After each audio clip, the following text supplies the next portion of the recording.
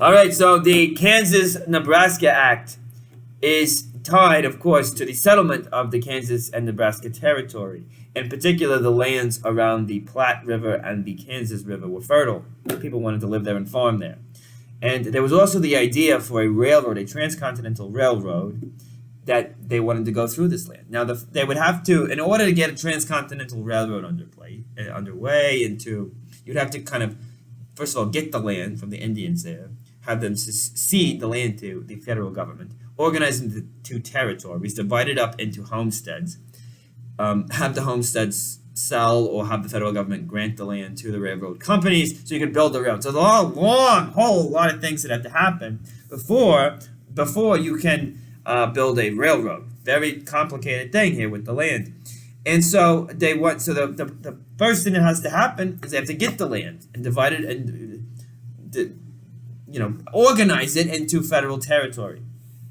So the problem here, though, is that it goes back to the old question of the expansion of slavery into the West, and also now, of course, of the balance of power within the Congress between the slave states and the free states. Okay, so that in the Senate there's an equilibrium. So what happens here is that the Southerners are looking at this situation and they see that all the territory under discussion is north of the 3630 parallel. That is, it is north of the line established by the Missouri Compromise of 1820, which said that there should be no slavery above the 3630 parallel.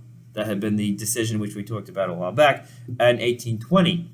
And the Southerners saying, well, we don't want this territory then to be organized into federal territory because then it might move into statehood and it'll be free territory.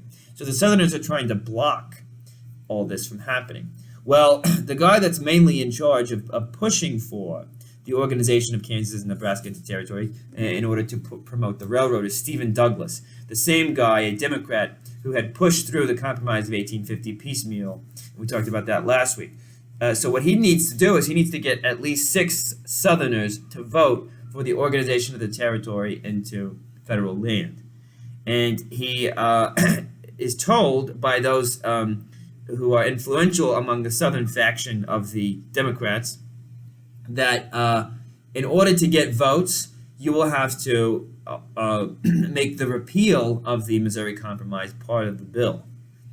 Okay, in order to get Kansas and Nebraska turned into federal territory, you will have to include in that a repeal of the Missouri Compromise of 1820, a repeal of the prohibition of slavery north of the 3630 parallel. All right, and so Douglas goes with it. At first, he tries to find a way around it. Well, maybe we don't have to explicitly put language about repeal in there, but then he realizes legally he has to, so he endorses a repeal of the Missouri Compromise within his own bill, and also a division of Kansas from Nebraska. Now, what this is designed to do, of course, is to preserve an equilibrium and to, it's what it looks like from the outside, of course, but to make sort of the, pave the way for Kansas being a slave territory and Nebraska being a free territory to preserve the equilibrium and try to maintain the compromise. All right.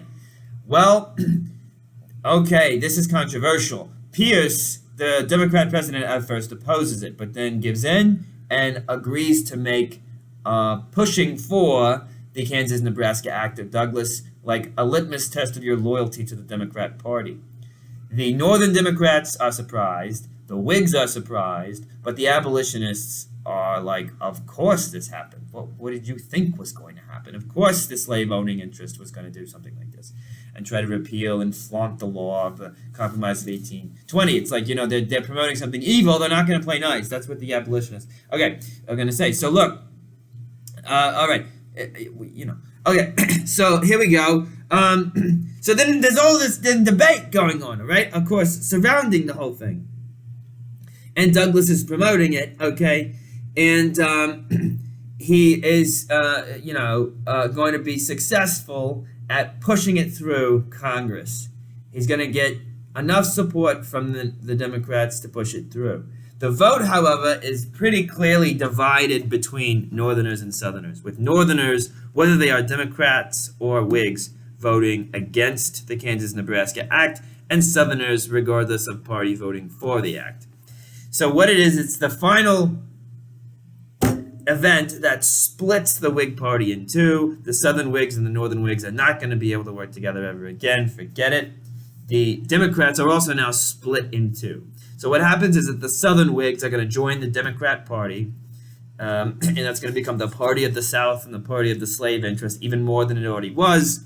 And the Northern Anti-Slavery Coalition, which includes those who are calling for immediate abolition, as well as those who are calling for an anti-slavery gradualist position on, they're going to form a new party, the Republican Party, which is an explicitly anti-slavery party. All right, I'm going to talk a little bit about the platform of that party and Abraham Lincoln in the next bit of lecture.